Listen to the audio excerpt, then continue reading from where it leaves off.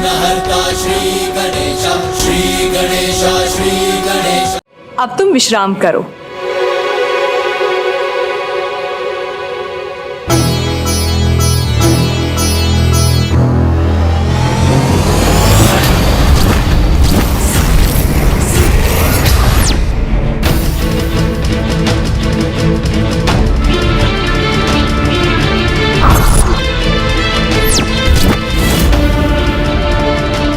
मेरी जिज्ञासा मुझे अत्यंत विचलित कर रही है।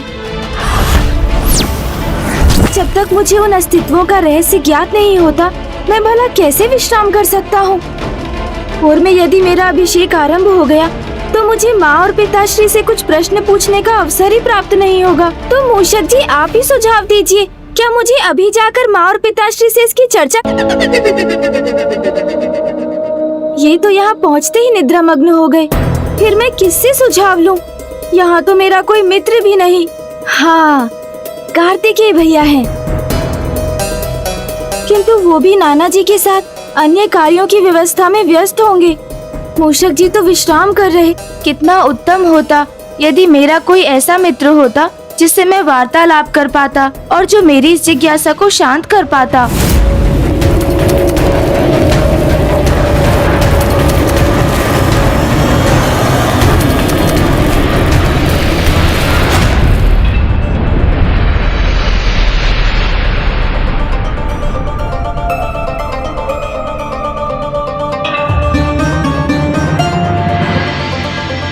ब्रह्म मुहूर्त भी हो चुका है, शीघ्र भोर होगी, तो कदाचित यही उचित समय है पिताश्री और माँ से बात करने का।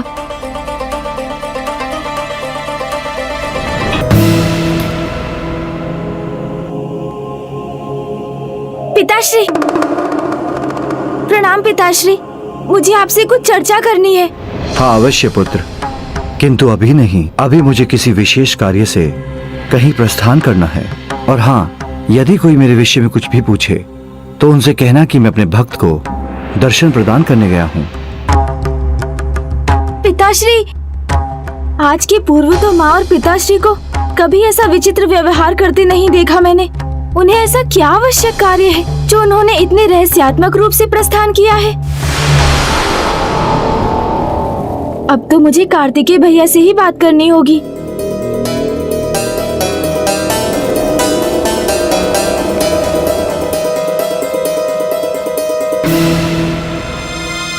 मुझे ये ज्ञात था कि अवश्य भैया कार्तिकेय और नाना जी राजभवन की सुरक्षा एवं अन्य व्यवस्था पर ही चर्चा कर रहे होंगे।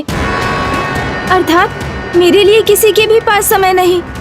इससे तो उचित होता कि मैं किसी अन्य को ही अपने मित्र के रूप में स्वीकार कर लेता, तो किसी से अपने हृदय की चिंता तो बांट सकता।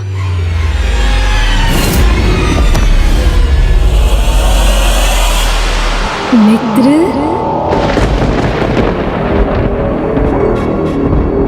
मित्र,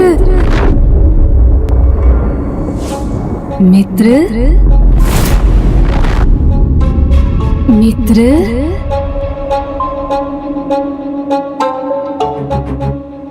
मित्र। मुझे ऐसा आभास क्यों हो रहा है जैसे कोई मुझे संबोधित कर रहा हो? मित्र कहकर कौन पुकार रहा है मुझे? मित्र, क्या कोई है यहाँ?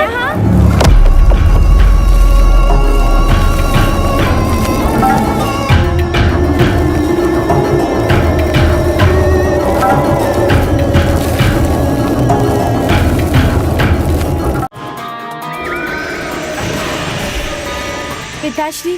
पार्वती। हाँ प्रभु। अब मेरे ध्यान समाधि का समय हो गया है। मैं प्रस्थान करता हूँ।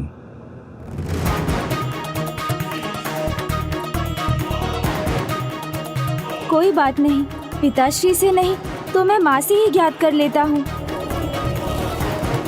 माँ, मैं बहुत अधिक समय से आपकी प्रतीक्षा कर रहा हूँ। मुझे कुछ अति आवश्यक संवाद करना है आपसे। गौरी पुत्र, आप हमें भी तो अपनी माता के साथ कुछ समय व्यतीत करने का अवसर दीजिए। हाँ पुत्र, एक माँ का भी तो अपनी पुत्री के इस समय पर अधिकार है। मुझे भी उसका कुशल मंगल ज्ञात करने का अवसर प्रदान होना चाहिए, है ना? चलो पुत्री। कहाँ चल दिया अनुज गणेश? अरे नाना जी के निकट भैया, और कहाँ? भूल गए अनुज गणेश, मैंने पूर्व में ही कह दिया था कि इस बार नाना जी और नानी जी का संपूर्ण स्नेह और समय केवल तुम पर ही केंद्रित नहीं रहेगा। नाना जी, वो कल रात्रि में हमारी वो वाली चर्चा अधूरी रह गई थी ना? मेरे विचार से हमें उसे अब संपन्न कर लेना चाहिए। आइए चलिए। भैया,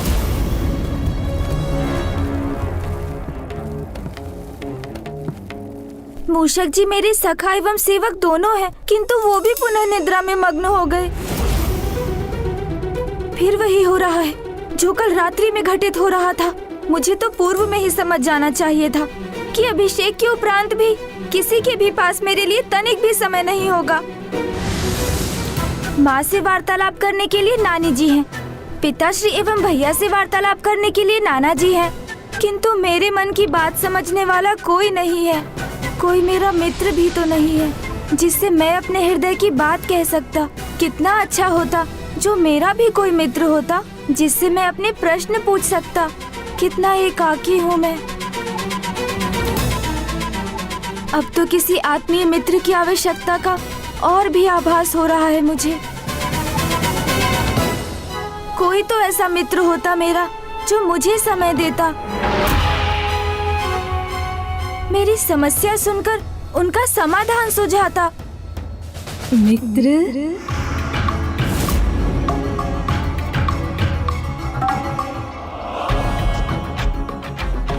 मुझे भ्रम हो रहा है अथवा वास्तव में भस्म ही मुख का आकार लेकर मुझे पुकार रही है। मित्र, मित्र, मित्र।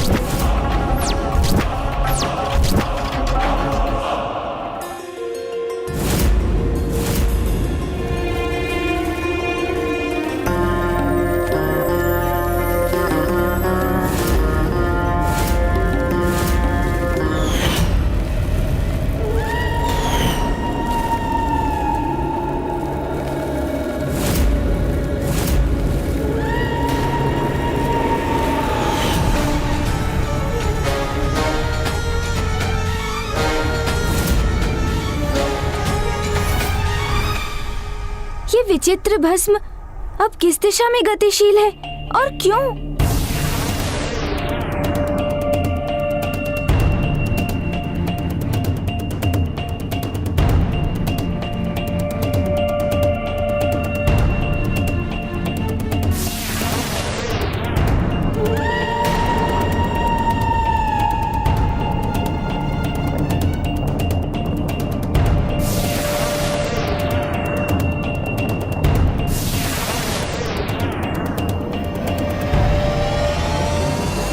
स्वामी, कदाचित अभी भी इसकी संभावना है कि ये अनिष्टकारी घटना घटित होने से रुक जाए, ये संकट टल जाए।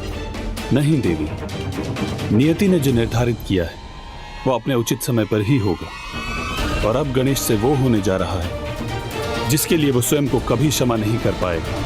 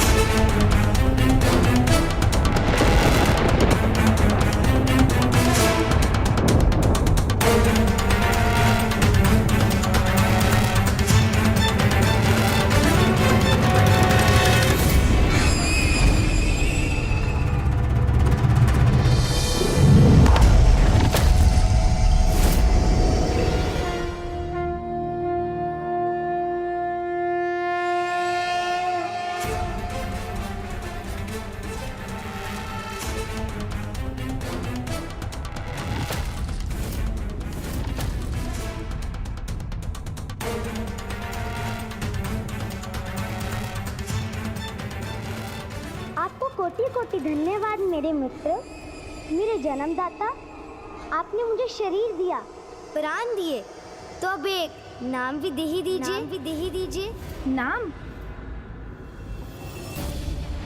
काम, क्रोध, मोह, मद और मात्सर्य जैसे विकारों को जो अपना गुण मानेगा, जो शास्त्रों से विपरीत चलेगा, जो धर्म के भी विरुद्ध होगा और जो सत्कर्मों से जिसे घृणा होगी, जो क्रूरता से आनंदित होगा, जिसके लिए अन्य जीवों को प्रताड़ित करना सब चलता है ही होगा, जो ऐसे पाप, कुकर्म और अत्याचार करेगा, जो सृष्टि की कल्पना से भी परे है, जो महाअधर्मी असुर, धर्म और सदाचार का अभिशाप बनेगा।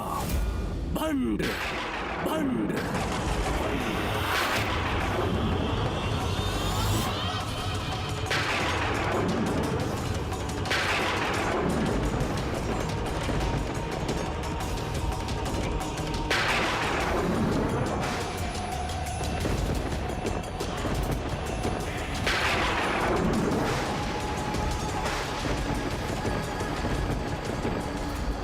तुम्हें तुम्हारा नाम देता हूँ, भंड कुमार।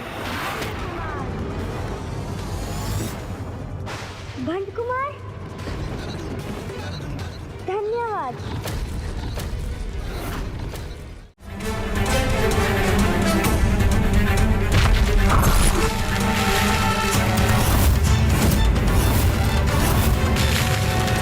आओ मित्र, अब तुम्हारी अगली सीख के लिए हमें आगे जाना है। चले मित्र।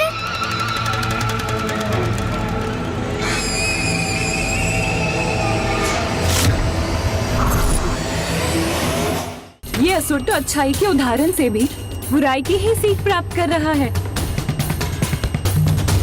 तो मेरा अनुमान सत्य ही था। गणेश जी से सुधारने का कितना भी प्रयास क्यों न कर लें, किंतु ये कदापि नहीं सुधरेगा।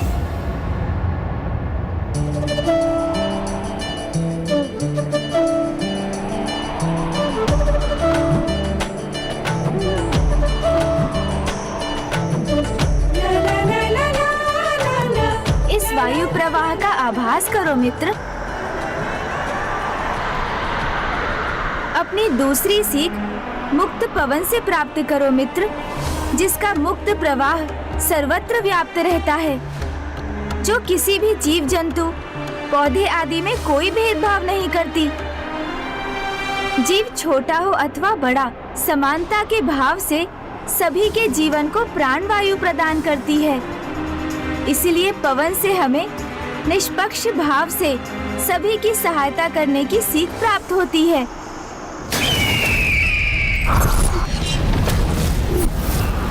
पवन से तो एक ही सीख प्राप्त हुई है मुझे, मुक्त रहो, सर्वत्र विचरण करो, और जब इच्छा हो तो भवंडर बनकर सर्वनाश कर दो। आओ मित्र।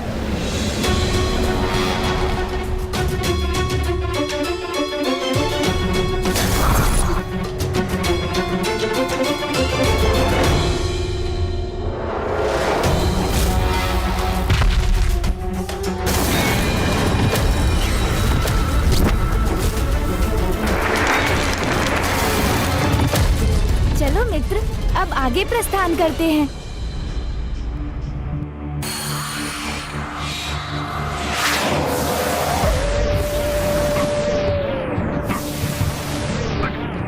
और अब अच्छाई से सर्वप्रथम महत्वपूर्ण गुण जो तुम्हें इसी आकाश से सीखना होगा।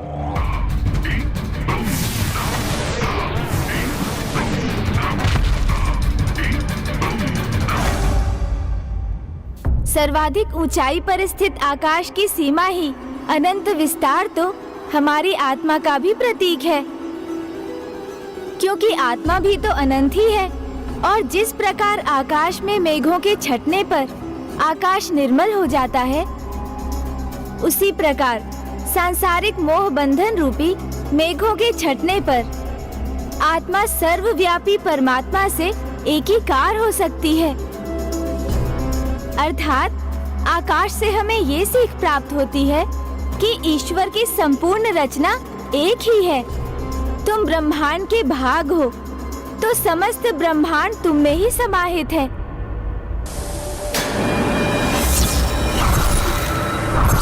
आकाश के अनंत विस्तार से यही सीख प्राप्त हुई है मुझे कि समस्त सृष्टि में एक ही राजा का अनंत साम्राज्य होना चाहिए और वो साम्राज्य मैं ही स्थापित करूंगा।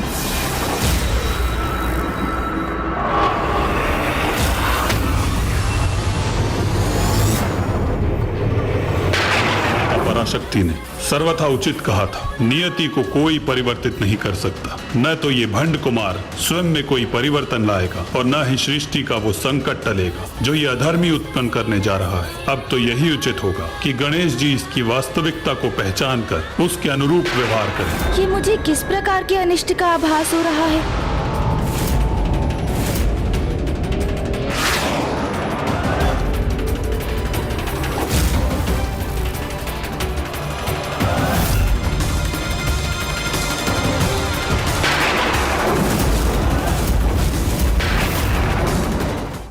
सत्य ही कहा था स्वामी, ऐसा कुटिल कपटी धूर्त ना कभी हुआ था और ना ही कभी होगा।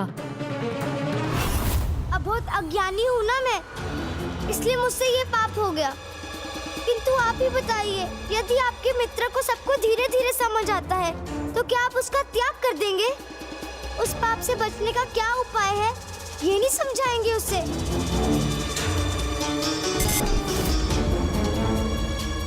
उचित है, मित्र मित्र का साथ नहीं देना चाहता तो मत रुकिए, जाइए गणेश जी। जब मैंने ये पाप किया है तो उसके परिणाम का सामना करने का उपाय भी स्वयं ही ढूंढ लूंगा मैं।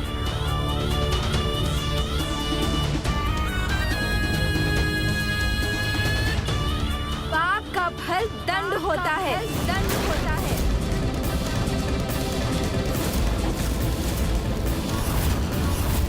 किंतु मित्र, मैं दंड नहीं पाना चाहता, तो इस पाप के दंड से कोई कैसे सुरक्षित हो सकता है? बताइए ना मित्र। उसका तो एक ही उपाय है, पाप का प्रायश्चित। प्रायश्चित? हाँ, प्रायश्चित भंड कुमार, सर्वप्रथम अपने पाप को स्वीकार कर क्षमा याचना करो। ये प्रायश्चित का प्रथम चरण है।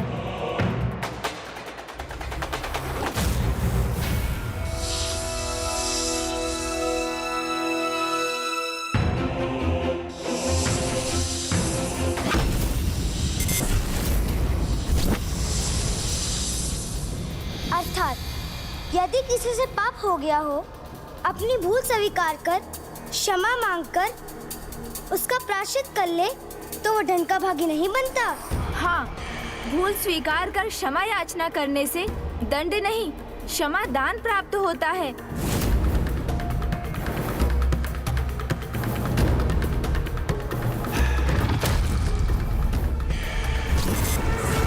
क्षमा याचना करने से दंड नहीं, क्षमा दान प्राप्त होता है।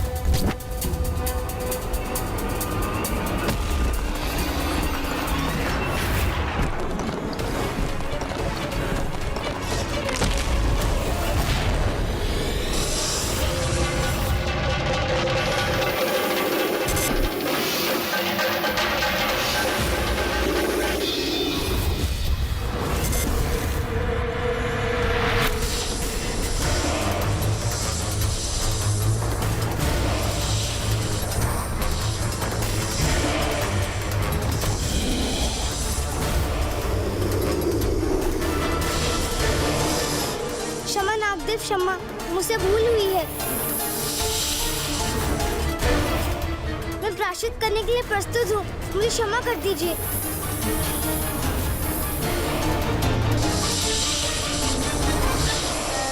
मुझे विश्वास नहीं हो रहा कि मेरी प्रत्येक सीख का अनुचित अर्थ ही निकाल लेता है। कदाचित इस भंड कुमार को सुधारने का प्रयास करना मेरी भूल थी। मित्र, मेरे विचार से भूल मुझसे नहीं, आपसे हुई है। देखिए, मैं तो क्षमा याचना कर रहा हूँ, फिर भी ये नाग मुझे क्षमा करने के लिए तैयार नहीं। ये तो क्रोध से फुफकार रहे हैं मुझ पर। इसकी दुष्टता की कोई सीमा भी है अथवा नहीं। अच्छा रुकिए, मैं एक बार और क्षमा याचना करता हूँ। मुझे बहुत भालक से भूल होगी नागदेव, इसलिए शांत हो जाइए। मैं तो मात्र इतना ही देखना चाहता था, जो शिक्षा मेरे मित्र गणेश जी ने दी है वो उचित है या नहीं। कृपया करके मुझे क्षमा कर दीजिए।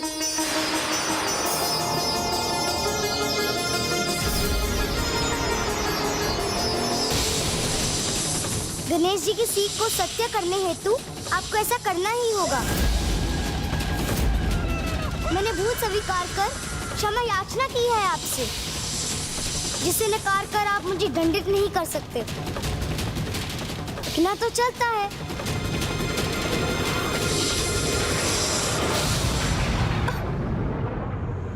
गणेश जी की सीख को सत्य करने गणेश जी की सीख को सत्य करना ही होगा। आपको ऐसा करना ही होगा।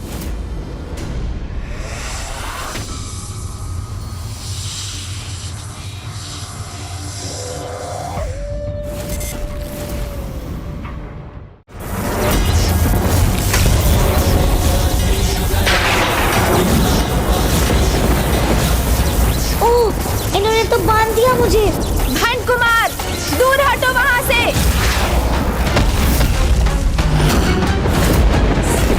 ये कैसा दुस्साहस कर रहे थे तुम? मैंने स्पष्ट कहा था ना, वो प्रभु महादेव का ध्यान स्थल है, जहाँ से वो संपूर्ण सृष्टि के हित को निर्धारित करते हैं, जहाँ अन्य किसी को स्थित होने का कोई अधिकार नहीं। ये तुमने सुना नहीं क्या?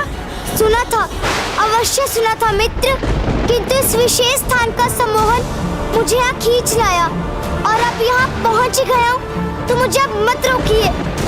मात्र एक पल के लिए मुझे यहाँ स्थित होने दीजिए। इतना तो चलता है।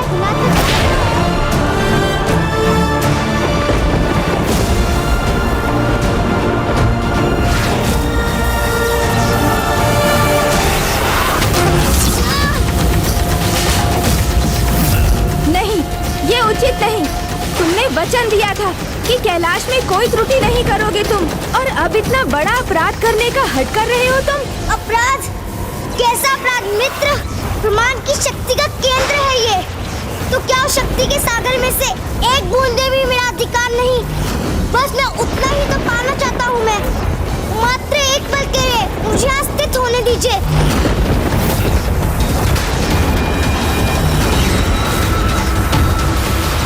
बस किसी प्रकार एक बार पहुँच जाऊँ वहाँ।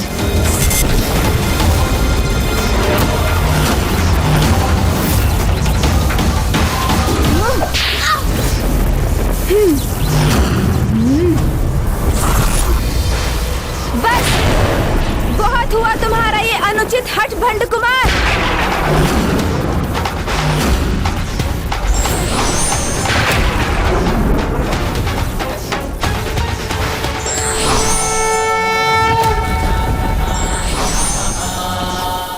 ये तो क्रोधित हो गए, कहीं अपनी शक्ति से मुझे आहत न कर दे।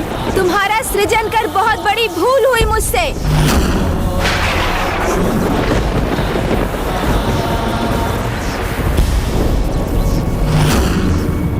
यदि इसके महापापी में परिवर्तित होने के पूर्व ही इसकी दुष्टता का अंत होना नियत है, तो यही उचित है।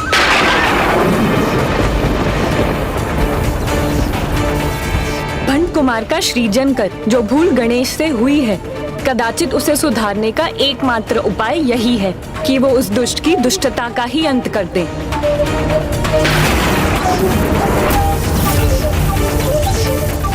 इसके पूर्व ही पुनः अपने कपट जाल का प्रयोग कर अपनी रक्षा करने में सफल हो गणेश जी को उसकी उद्दंडता का उचित दंड देना चाहिए। कैसे करूं? अब अपनी रक्षा कैसे करूं? सर्वप्रथम अपने पापों को स्वीकार कर उसका प्रायश्चित करो। ये प्रायश्चित का प्रथम चरण है। सूझ गई, इसकी युक्ति सूझ गई मुझे। क्षमा मित्र, क्षमा।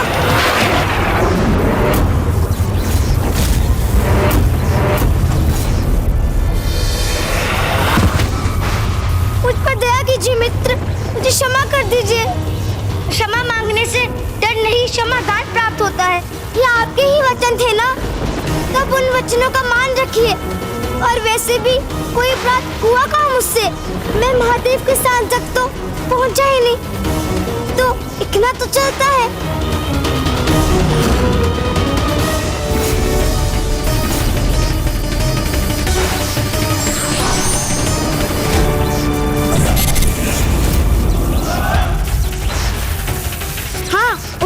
क्षमा तो आपको करना ही था इस तुझ जैसी भूल के लिए। अर्थात मात्र महादेव के स्थान पर स्थित होने का प्रयास करने के लिए मृत्यु दंड जैसा भयंकर दंड अधिक हो जाता ना, इतना तो चलता।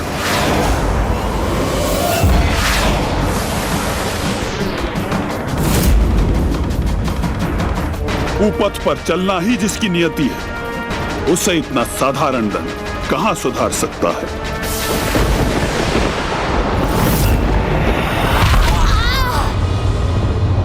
हमारी महानायक की इस अवस्था में तो क्या गणेश जी ने उन्हें कैलाश से बाहर उछाल दिया? अर्थात वे जिस प्रयोजन से कैलाश के भीतर गए थे उसमें असफल हो गए। ये समय उनकी अवस्था पर विचार करने का नहीं, उनकी सहायता करने का है। चलो जल्दी चलो। आज सभी को इतना समय क्यों लग रहा है भोजन करने में? सभी शीघ्रता से भोजन करेंगे तभी तो मैं पिताश्री से बात कर सकूंगा।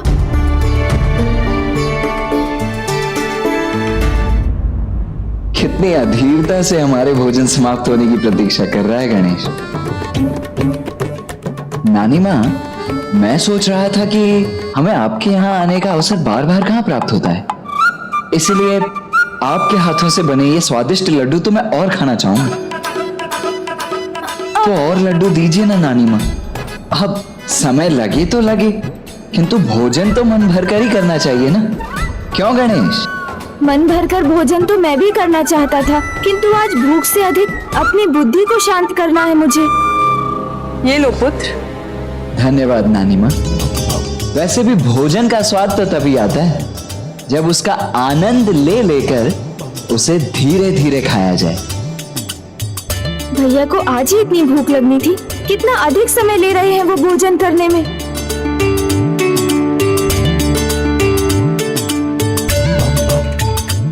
नानी माँ, एक कार्य कीजिए ना, ये सारे लड्डू मुझे ही दे दीजिए। हाँ, अरे नहीं नहीं नानी माँ, मुझे और लड्डू नहीं चाहिए। मैं तो बस गणेश का परिहास कर रहा था, किंतु अब उसकी ये चिंता मुझसे और अधिक नहीं देखी जा रही है। अब तुम्हें और अधिक प्रतीक्षा करने की कोई आवश्यकता नहीं है अनुज। माँ और पिताश्री भी भोजन संपन्न कर चुके हैं, इसीलिए अब तुम उनसे बात कर सकते हो। अंततः अब मैं अपने सभी उत्तर प्राप्त कर सकूंगा। उचित है माँ, मैं सर्वप्रथम आपको ये बताना चाहता हूँ कि यहाँ आते समय मैंने 3 विचित्र दृश्य देखे और मैंने आप दोनों और कुबेर जी को उन असुरों के साथ देखा।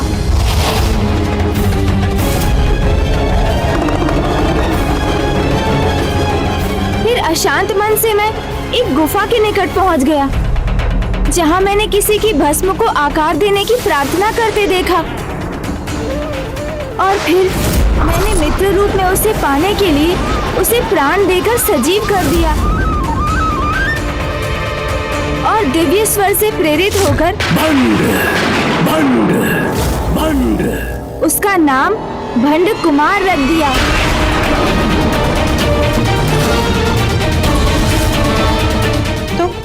तो कहाँ है पुत्र? माँ, उसकी रचना करने के बाद मैंने उसे अच्छाई की सीख देने का प्रयास किया, किंतु वो मेरी सभी सीखों के विरुद्ध ही आचरण करता रहा।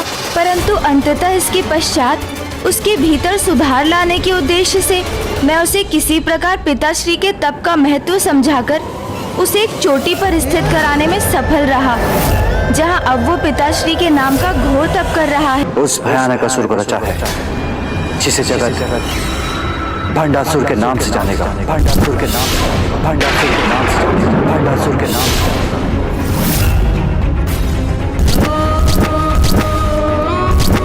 भंडासुर, हाँ भंडासुर हूँ मैं, अपने इसी नाम से विख्यात हूँगा मैं।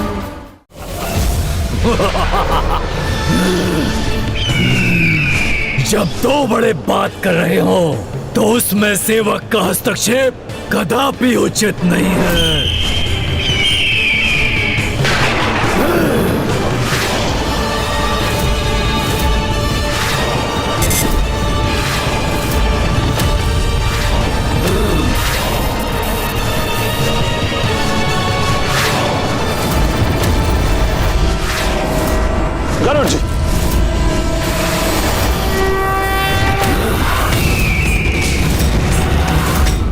मेरे एक अस्त्र को नष्ट किया तो क्या किया नारायण? मुझसे श्रेष्ठ नहीं है आप, क्योंकि ये तो युद्ध का आरंभ ही है।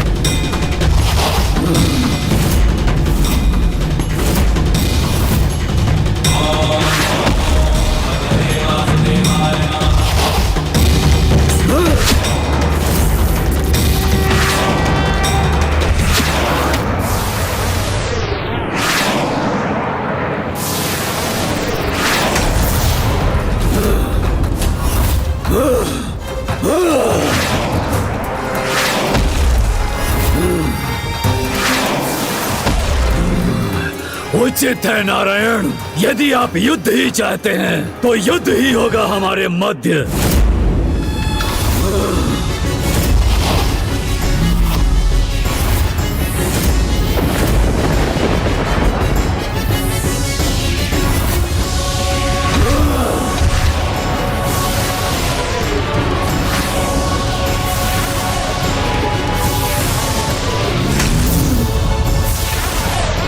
कितना भीषण युद्ध है ये, किंतु नारायण के प्रहारों का सामना करने में कैसे सक्षम हो रहा है ये?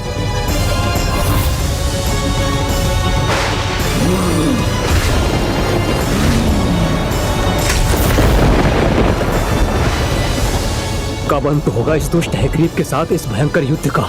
और कब मुक्त होगी ये सृष्टि इस दुष्ट के आतंक से?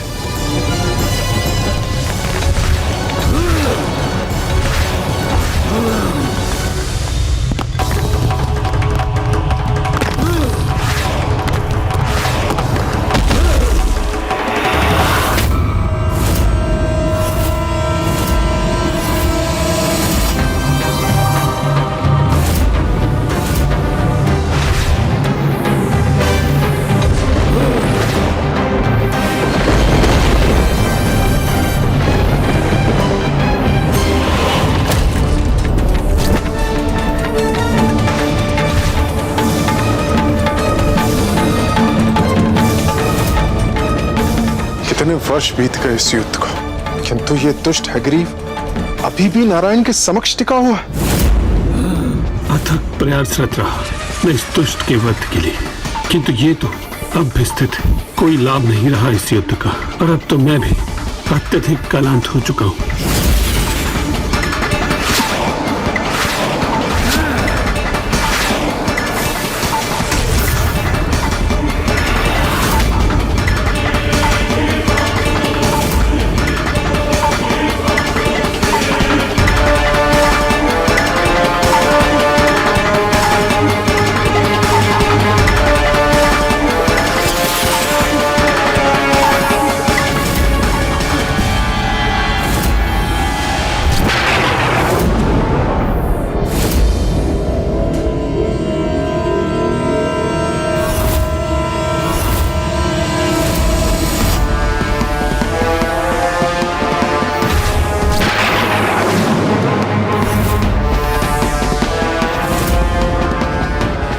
इतनी लंबी अवधि तक चला ये युद्ध, अब तक परिणाम ही नहीं रहा। आशंका से घिरी हुई हूँ, कहीं कोई अनिष्ट ना हो जाए।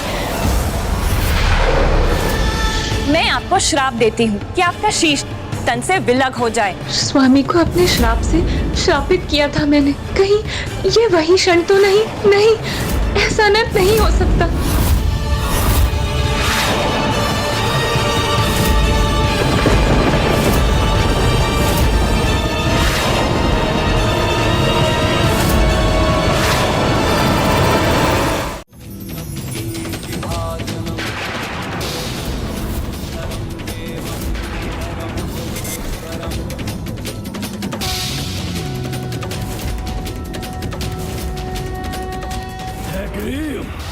तो वो मेरी जय जयकार नहीं, इनकी थी।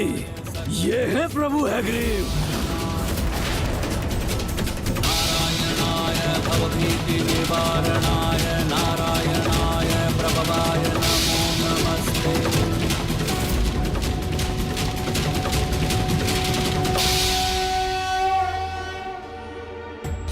नहीं नहीं, ये संभव नहीं है, ये छल है। कैसे अपनी रक्षा करूं? अपने इस भक्त को वरदान देने की कृपा कीजिए कि इस हैग्रीव का वध हैग्रीव के हाथों ही संभव हो, किंतु अभी वेद तो मेरे भीतर ही समाहित है, तो फिर इतनी चिंता क्यों कर रहा हूं मैं? सुरक्षित रहूंगा मैं, कोई वध नहीं कर सकता मेरा।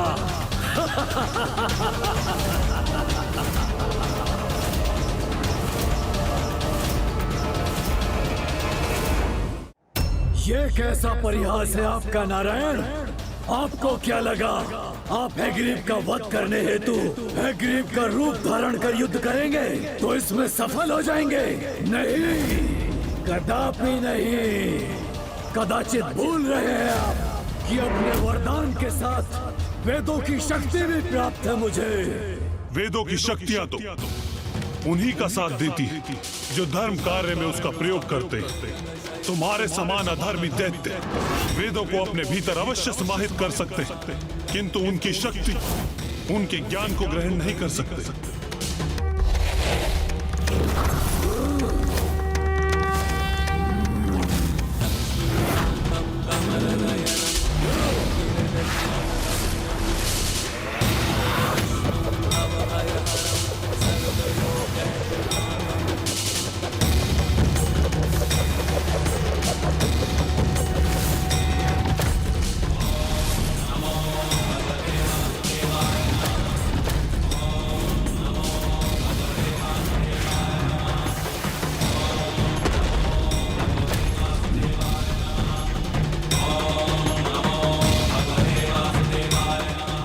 गदा को खंडित कर दिया इनके चक्र ने,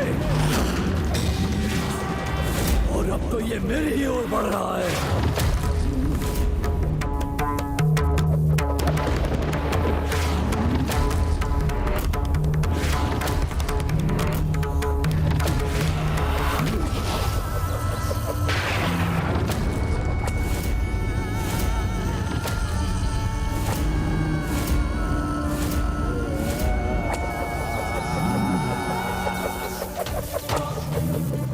आश्चर्य, अभी भी प्रभु श्रीहरि नारायण के चक्र प्रहार से स्वयं को सुरक्षित कैसे कर रखा है इस दुष्ट ने?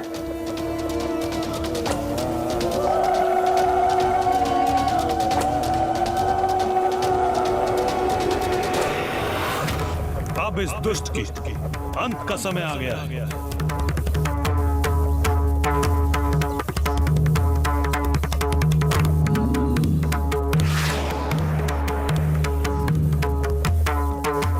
वेद शक्ति से संपन्न हूं मैं, मुझे कोई क्षति नहीं पहुंच सकती। अभी भी अपने उसी भ्रम से भ्रमित हो मूर्ख।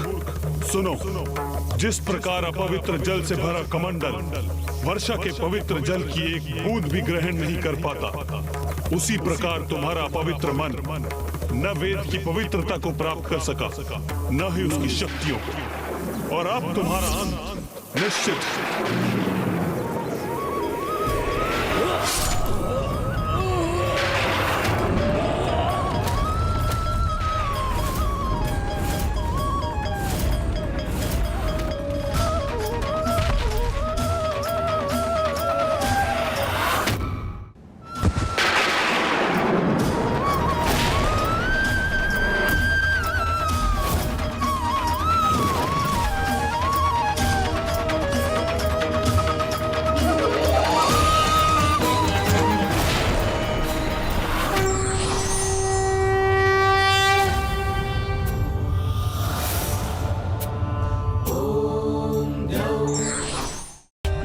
For more updates, subscribe to our channel, click the show links and enjoy watching the videos.